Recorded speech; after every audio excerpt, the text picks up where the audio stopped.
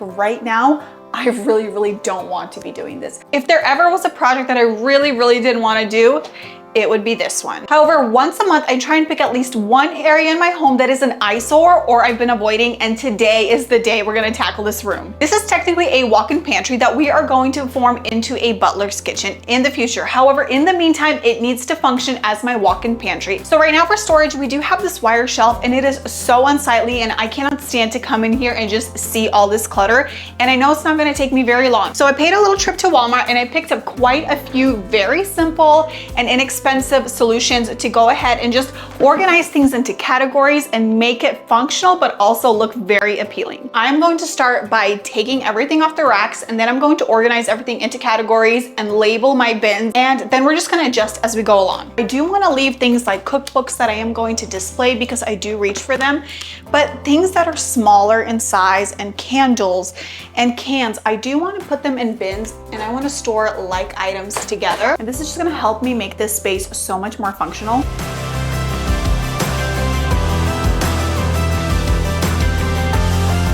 I will often have people tell me that they don't have a lot of time for projects, or they don't want to spend a lot of money on organizational items. And I completely agree with you. If you set aside 30 minutes per task, even if it's once a month and that's all you can handle, but you're tackling something that's been an eyesore, something you're avoiding, this is going to make a huge difference in your home. Now, I went to Walmart and purchased my bins, which are like half the price of Target and anywhere else that I found. But if you don't even want to spend that, you can always go to the Dollar Tree for $1.25. But honestly, in my opinion, these baskets were $2.50. So if you go to a place like Walmart, which I'm not sponsored by the way, but for $2.50, which is only $1 more than the Dollar Tree, these are a lot more sturdy, and they have so many different sizes and heights for you to choose from. So if I were to choose between the Dollar Tree or the Walmart bins, I would definitely go with the Walmart bins.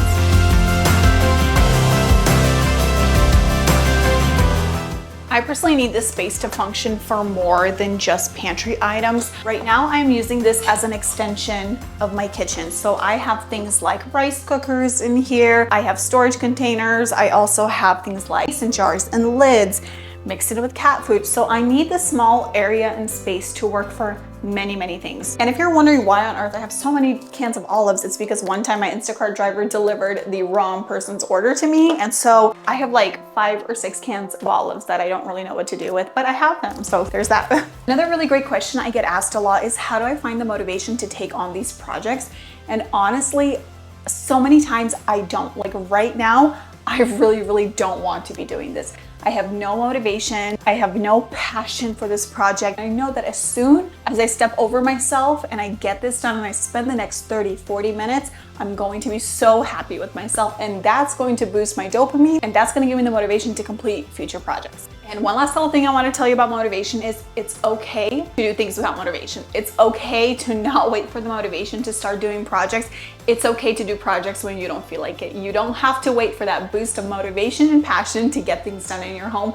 Sometimes you just gotta do it.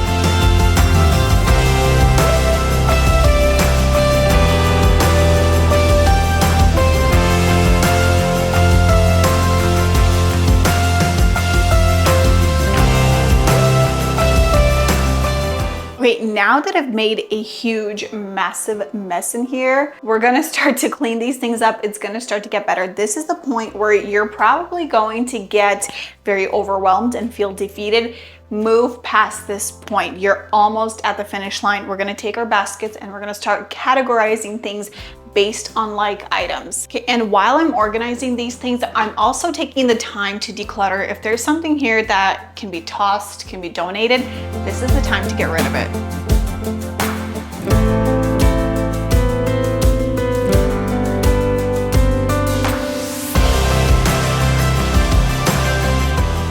And I also bought a variety size of different baskets. So as I'm going and as I'm organizing, I'm able to adjust. So for instance, this tall basket here, it's not gonna work for the snacks. So I'm going to transfer my snacks into something that looks like this, that has an open front that my kids can just go ahead and grab a snack if they need it.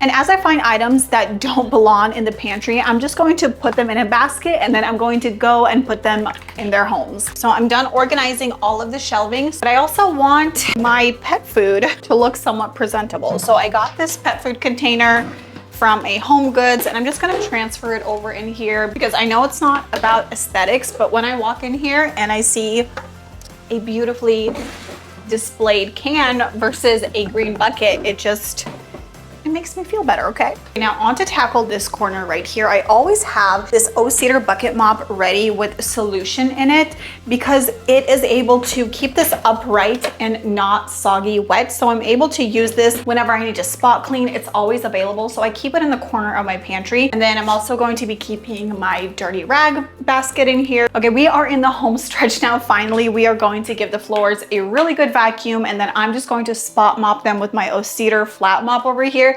And we're gonna be done.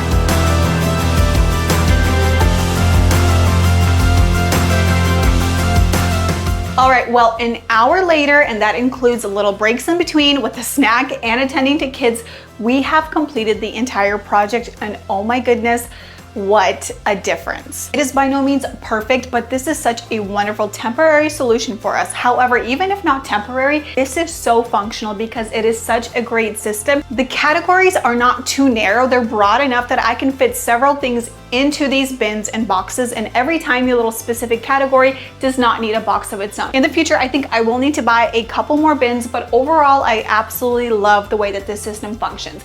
I still have access to all of my cookbooks on top. I have a couple bins that are still empty, so we're calling that negative space, which is always good when you're organizing. And then I have some of my larger serving bowls up top with extra things like Ziplocs, aluminum foil on top. And then we even have room for things like my medical kit, my first aid kit, and then we go into our jars, lids, cloth napkins, decor and vases, and then again, some more negative space. I have an empty bin, some snacks that are overflow from the pantry, a miscellaneous bin, which happens to be our empty egg cartons that I didn't know what to do with, so I stuck them in there.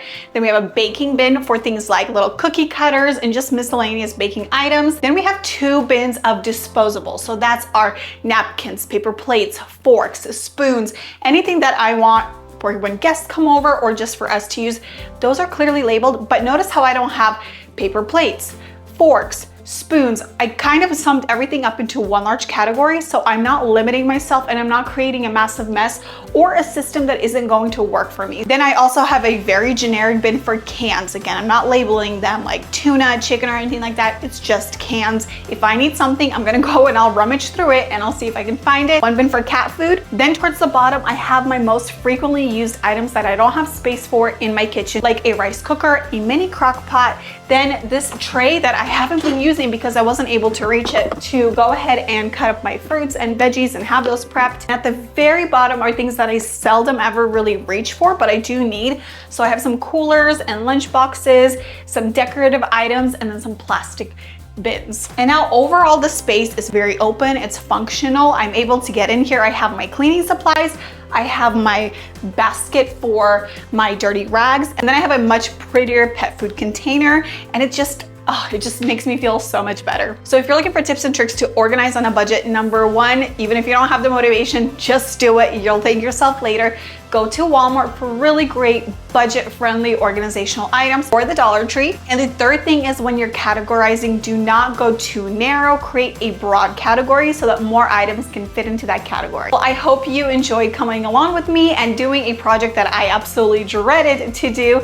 And I hope this gave you the motivation to tackle a project in your own home. As always, thank you so much for watching, subscribing, and liking. I'll see you guys in my next one.